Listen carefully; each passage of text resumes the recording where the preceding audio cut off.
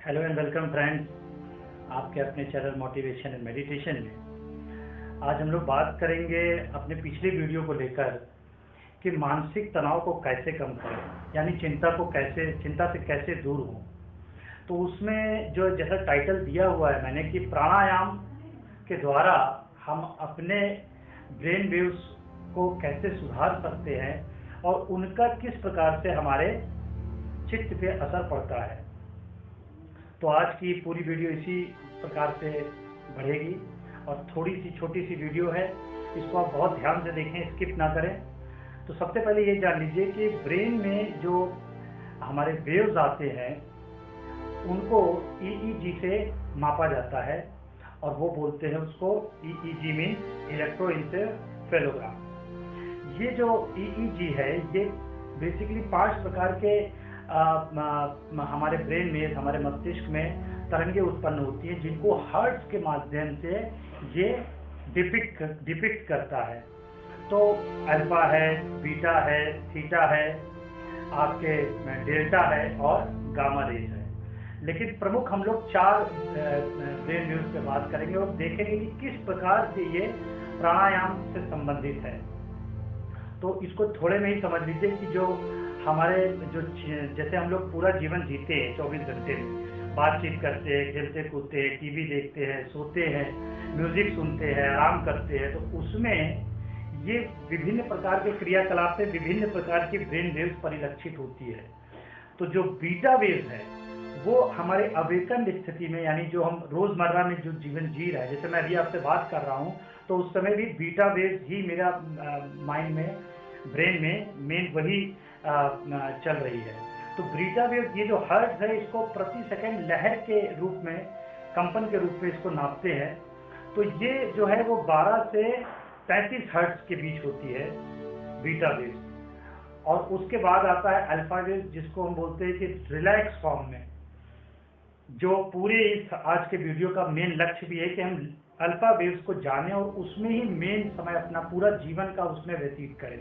और जिसका कि मापन होता है वो होता है 7 से 13 हर्ट्ज के बीच में, नॉट मोर देन 13 हर्ट्ज। ये हमारे रिलैक्स स्टेट को बताती है, एकदम तनाव मुक्त। और तीसरा जो है वो है हमारा थीटा वेव्स। और स्लीप भी 2 प्रकार की होती है, लाइट स्लीप और डीप स्लीप।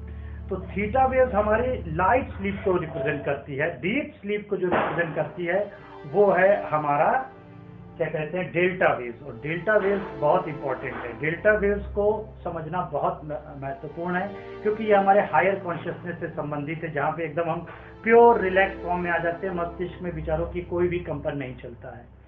इनका प्राणायाम से कैसे संबंध है? प्राणायाम से इस प्रकार से संबंध है कि हमारा शरीर और हमारे ब्रेन के बीच में सांसें हैं, जो प्राण ऊर्जा है, जो लगातार हम सांस लेते हैं, वही हम प्राण ऊर्जा ब्रेन और पूरे शरीर को दे रहे हैं। और इसलिए ब्रेन में जो जिस प्रकार से भी हमारे ये तरंगे उत्पन्न होती है, जिस प्रकार के भी हमारे अंदर विचार आते हैं, उसी प्रकार के हमारा पूरा सांसों पर भी वो परिलक्षित होते हैं।